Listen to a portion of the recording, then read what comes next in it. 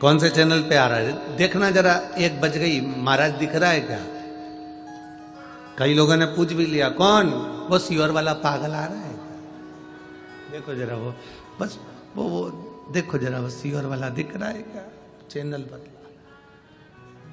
अच्छा ईमानदारी से बोलो, तुम रिमोट लेके बैठते हो और चैनल चेंज कर कर कर देखते हो कि सीवर वाला महाराज आ रहा है क्या, कथा आ रही है क्या, शिवपुराण आ रही है क्या? चैनल चेंज कर करके देखते हो। बस मेरा परमात्मा, मेरा भोलेनाथ, मेरा शंभु त्रिकालदर्शी भी ऐसा ही है। वो भी टार्च लेकर तुम्हें ढूंढता रहता है क्या मेरा भगत यहां रहता है क्या? वो भी ढूंढ रहा है, तुम भी ढूंढ रहे हो।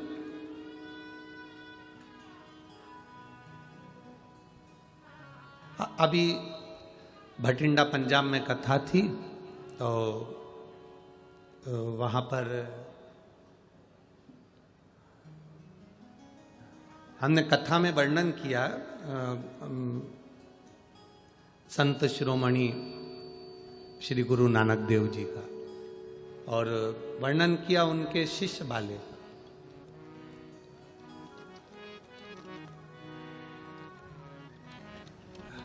बाले ने गुरु नानक देव जी से कहा, जैसे हम ईश्वर को खोजते हैं, क्या ईश्वर हमें खोजता है?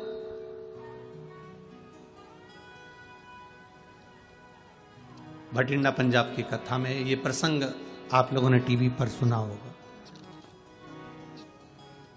बाले कह रहा है गुरु नानक देव जी से, जैसे हम ईश्वर को ढूंढ रहे हैं, क्या ईश्वर हमको ढूंढ रहा है? गुरु नानक देव जी बाले से कहते हैं कि हमको ईश्वर को ढूंढने में जितना समय लगता है, हम ईश्वर को जितना ढूंढने में समय लगाते हैं, भगवान गुरु नानक देव जी बाले से कहते हैं उससे दुगना समय भगवान को, अपने भक्त को छांटने में लग जाता है। क्या ये मेरा भक्त है? और क्या ये भगवान की अविरल भक्ति को प्रदान करने वाला, भगवत स्मरण करने वाला, भगवत नाम जप करने वाला, भगवान की अविरल भक्ति में डूबने वाला है? उसको छांटना है, उनको, उसको बीनना है उनको।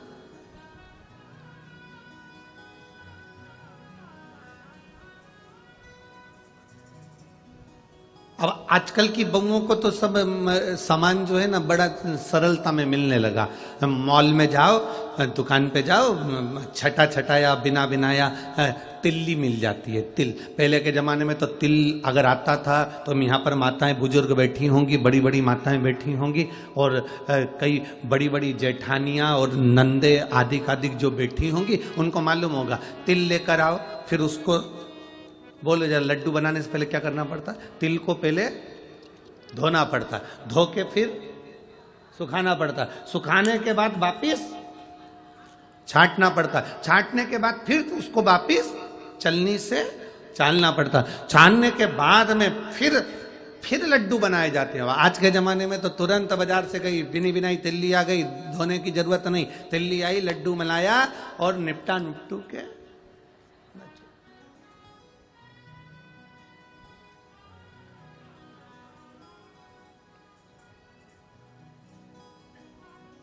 कितनी जल्दी।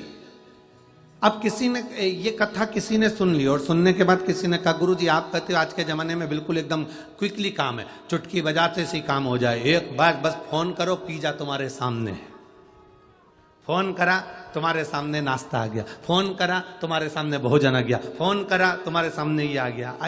अब जैसे व्यक्ति तुरंत कोई ना कोई चीज को प्राप्त कर लेता है, तो क्या व्यक्ति के कर्म का दंड, पाप और पुण्य का फल भी जल्दी मिलने लगा क्या संसार सागर में, कलयुग में? हमने कहा बिल्कुल।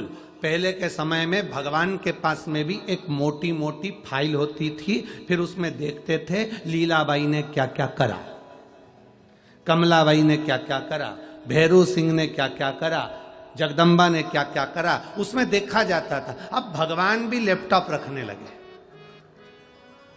अब भगवान के पास में भी लैपटॉप है। भगवान बस तुमने अच्छा कर्म करा, तुमने भूखे को भोजन कराया, प्यासे को पानी पिलाया, तुमने किसी के लिए अच्छा करा, किसी को दवाई की जरूरत है और तुमने उसके लिए 2 रुपए की दवाई निकालकर उसको दवा दे दी, आपने किसी गिरते हुए व्यक्ति को संभाल लिया, किसी भूखे को भोजन करा दिया, प्यासे को पानी पिला दिया, किसी का साथ आपने दे दिया, तो निश्चित है भगवान के पास एक लैपटॉप रखा हुआ है, वो क्लिक करता है और तुम्हारे पुण्य तुम्हारे सामने आकर खड़े हो जाते हैं। तुम्हारा किया गया दान, तुम्हारा किया गया सत्कर्म, तुम्हारा किया गया पुण्य, तुम्हारा किया गया दान, तुम्हारा किया गया सत्कर्म तुम्हारे सामने आकर खड़ा हो जाता है। इसीलिए हम पहले भी कहे, आज फिर कहते हैं, मत बुरे कर्म कर बंदे वरना पछताएगा, भगवान की आंखों से तू बच नहीं पाएगा, तू बच नहीं पाएगा।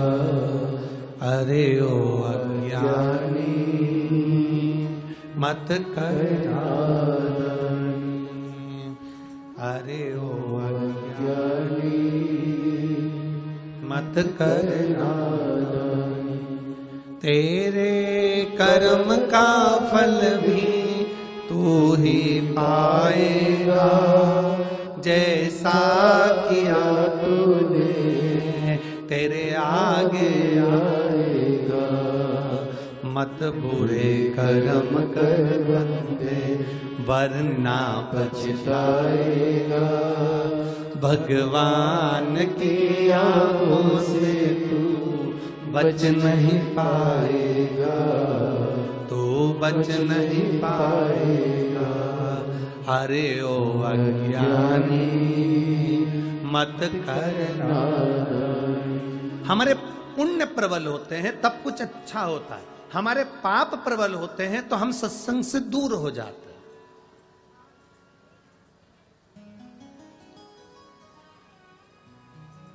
हम माननीय राजकुमार जी जायसवाल जी को, श्रीमती श्रद्धा जी जायसवाल जी को धन्यवाद देते हैं।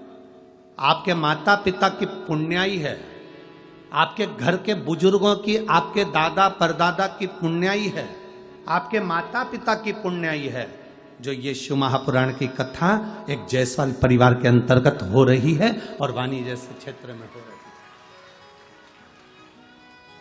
कमाया कमाया कमाया, कमाओ ढेर, और कमाने के बाद मालूम पड़ा सब ले जाकर कहीं ना कहीं लगा दिया, कहीं बीमारी में लग गया, व्यर्थ में लग गया, कहीं कहीं डूब गया, कोई पैसा गलत जगह पर चले गया, तो वो पैसा किसी काम का नहीं। आज अपने जीवन की समझ लेना कि आपके दादा परदादा की कृपा, आपके माता पिता की कृपा, आपकी पुण्याई सामने आई होगी, आपके माता पिता की पुण्याई सामने आई होगी, आपके दादा परदादा की पुण्याई आपके सामने आई होगी, जिस पुण्याई के बल पर जायसवाल परिवार में ये शिव पुराण की कथा हो रही है। आज पूरे जायसवाल, जैसे राम जी आए और पूरे देश ने दिवाली मनाई, ऐसा जायसवाल परिवार को आज दिवाली मनाना चाहिए कि शिव महापुराण अपने परिवार में आए।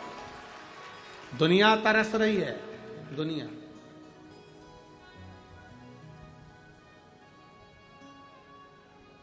और जितने यहां बैठे हो, शिव महापुराण की कथा को जितने भक्त श्रवण कर रहे हैं, अपने आप को भाग्यशाली समझना कि हम भगवान शंकर की कथा को सुनने के लिए उनके पंडाल में विराजमान हैं।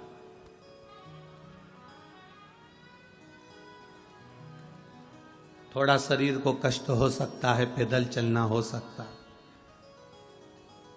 थोड़ा शरीर को कष्ट हो सकता है कि कथा सुनने जाना है, पर यह मानकर चलना कि उसकी कृपा हुई है, जो हमारा हाथ पकड़कर हमको यहां तक बुला लिया है। उसकी कृपा है, उसकी उदारता।